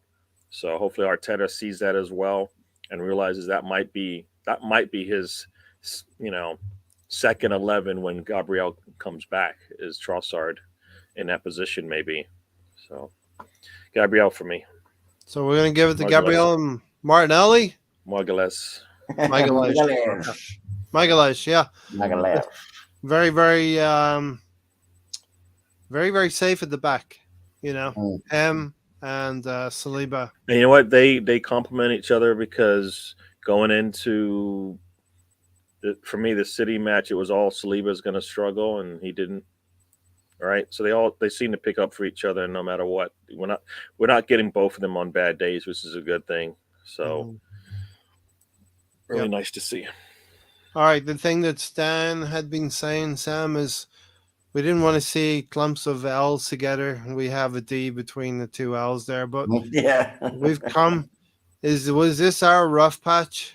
We knew a rough patch was coming. You're never going to go through a whole season without having a rough patch. It just doesn't happen. So I think this was our rough patch. I hope now we get back to more stable, winning ways. I think it looks like that now. We're playing a lot more a lot more consistently.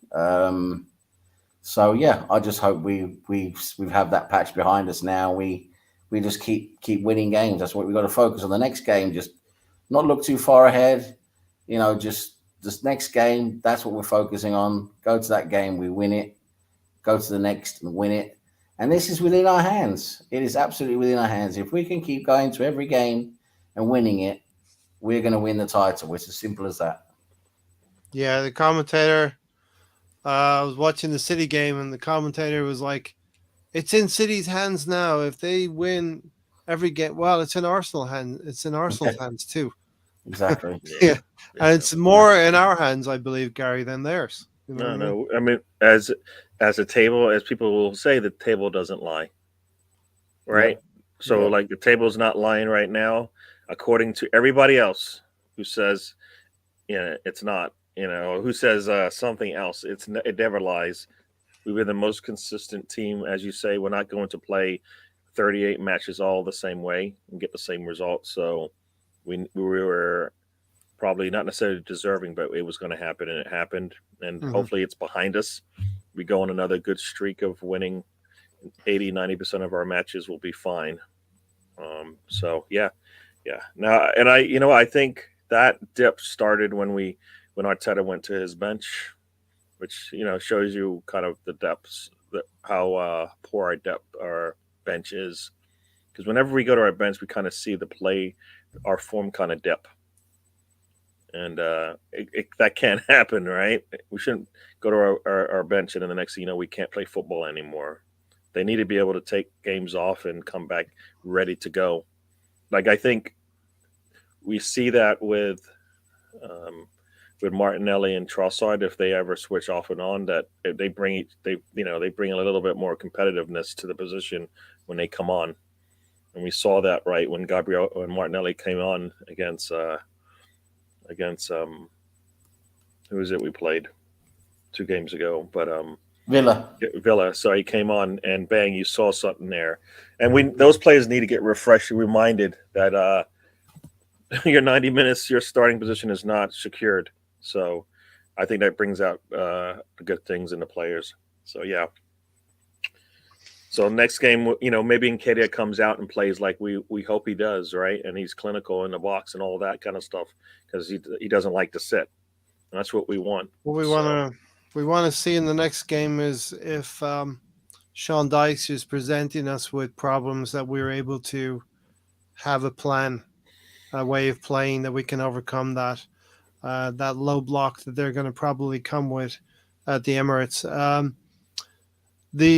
think the loss away to United and the loss at home to City were losses that we maybe forced the issue too much. Is that the way to think about these defeats?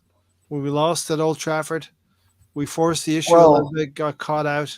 The yeah, same thing happened with City at home. I recall a lot of people saying that against Manchester United, Old Trafford, we were still the better team overall. We still had a good game. We had several chances that we missed, and overall, we were still the better team. Which is sort of the silver lining in the cloud, right? So Mm-hmm. even though we didn't win the game, and there were I remember there were two stupid defensive mistakes again by leaving us self-exposed too high, letting them get behind us too easily. And there were two stupid mistakes, and they capitalized on them, maximum. So yeah, it was definitely our mistakes that led to their winning. Overall, we were better. And against Manchester City, it was a bit of a game of two halves. The first half, I thought we were better. Should have maybe had a goal and been ahead. Yeah. And then the second half, when they made some adjustments, took off Bernardo Silva, left back, and started changing things around, that's it. They got back into the game, made things hard for us, and became more aggressive. And that's it. We lost foothold in the game, and they became better, and they won the game. Yeah, definitely. Gary, your thoughts on both of those games, Man United away and City at home? Yeah. I mean, I think for me, I guess one of the key things also is against both games, who are you missing in the middle? Partey. I mean, I think he's one of our most important players, if not the most important player, because he kind of connects that back line to the the eights in front of him.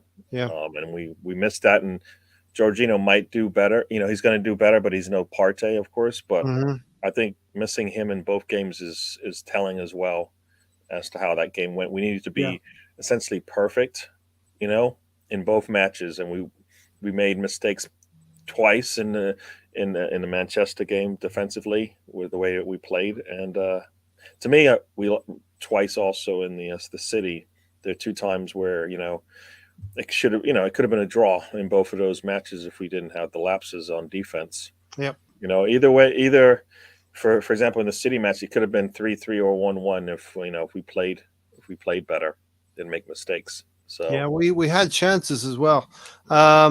Stephen said, take it one game at a time, stay focused, up the Arsenal. Have a great day, everyone. So I've enjoyed this chat. We have to go out and execute against Everton now. It's always the next game, and it's the game in hand that will give us if we win it, give us the 5 points that we really will need to sustain through the season as well as the games click down. So, Sam, give us your final thoughts. We'll get out of here. Yeah, I want to say thanks to everyone for taking part again as usual. Slap a like, and if you can, help us. Help us get more appreciation on YouTube. It's been the algorithm. The algorithm. The algorithm. The famous algorithm that's got no rhythm. But anyway, yeah, just want to say thanks for everyone for taking part. It's always good fun. Thanks for taking part in the quiz. It was a good laugh. Good to be on with you guys. Yeah, final thoughts for me for Arsenal is we just have to keep winning. That's what we have to keep it up now. The next game is the focus. That's Everton. We have to win that game. I think we can win the game. I think we'll take revenge from last time. I think Arteta will have the boys very much aware of where it went wrong last time and how they felt it didn't go well last time against Everton. And I think they'll use that as fuel and ammunition to get themselves motivated to win this game. It's a whole different prospect at the Emirates. I think we're a better team. We play better at the Emirates. So I think we're going to have a good chance on Wednesday. It'll be interesting how he lines up. If he continues with Trossard, I would like to see that. I don't want to see Nketiah come straight back into the team, to be honest. I'd like to see Trossard continue. And we'll see what the lineup looks like. If maybe rests one or two more, maybe. But either way, we should be good enough. We should have what we need to win the game, and that's what I think we'll do. We'll win the game against Everton on Wednesday. Definitely. If we get a goal from Martinelli or we get a goal from Saka, they will push into 10 double digits, right, for the Premier League in terms of goals. Yeah. BX said Arteta doesn't lose twice to the same team this year in the league. Hopefully you're right. The opposite result, City played Everton at home to a draw. I hope it's not the same thing at the Emirates, and we need to start with more emphasis, more controlled possession as well. Gary, you get the final word since Tony's not here. We hope Tony's doing well. Yeah, I hope Tony's okay. We have not heard from Tony in a few days, so hopefully everything's okay and he does come back to us. And Gary, you're going to be on a podcast, your podcast tomorrow as well. Yep. 7:30 p.m. on the East Coast or 12:30 a.m. for you guys across the pond. So hope to see you there. Yeah. Now, once again, just another test of the 38 that we got. As I said, the form's been improving, so I expect the form to improve again. 2-goal win would show me that we are improving. They're gonna. I don't know if they're gonna come with much confidence because they've kind of been up and down since we played them. They've won or lost every game, and on the road they don't. I don't think they've won yet with Allardyce or whatever his name is. So Sean Dyche. Sean Dyche. Yeah, I was thinking Allardyce as well. I always think of that name. I had Allardyce in my head, so yeah. So anonymous. So I kind of feel like the team should feel confident going into this one once again, and get all the points and look much better on the pitch. And Partey most likely will start. I think just to get that stink. Have him play.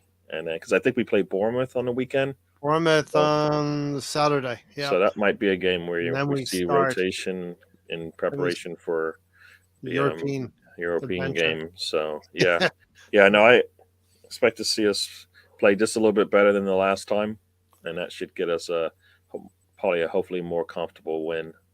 Like I said, a 2-goal win. It'd be nice to get another shutout again. So 2-0 to the Arsenal. Clean sheets are good. Yeah. Clean sheets are good in February. And roll call. We'll do a roll call real quick. We'll get out of here then. Mr. Tom was here. Thanks for being here. Gary was here. Sam was here. Stephen, the Arsenal Misfit. BX Gunner was here. The Assembled. Craig AFC was here. Stephen O'Toole was here. Hendon Gunner went off to get his dinner, but he was here. Our records show he was here. Ava was here, right? Gary's mom. Glenn, AFC New York, was here. Who else have I got? Gunnar Glenn was here as well. So a very lively show. Thanks to everybody for being here. Thanks to Sam, Gary also for being here. Ty was here. Riddy was here before he got disgusted about our Nketiah talk. Don Juan was here. How can a man who despises Liverpool doesn't understand that there's I guess the Nketiah hate, if that's what he wants to call it. The negativity. Yeah. Riddy was here. The Silva one was here. So yeah, it's good. Nice to recognize. Russ left one comment. Thanks for being here. Russ was here. Russ was barely here. But listen, we need to march, right? We need to march before we can run. And this next month, I'm dubbing the march to the title. Okay. Mm-hmm. All right. Go see Gary tomorrow evening. He'll be on the podcast and bringing you lots of content. Come back on Thursday here. We'll be talking about that Everton game. Hopefully we're talking about a win. All right. We're out of here. Take care, everyone. Arsenal.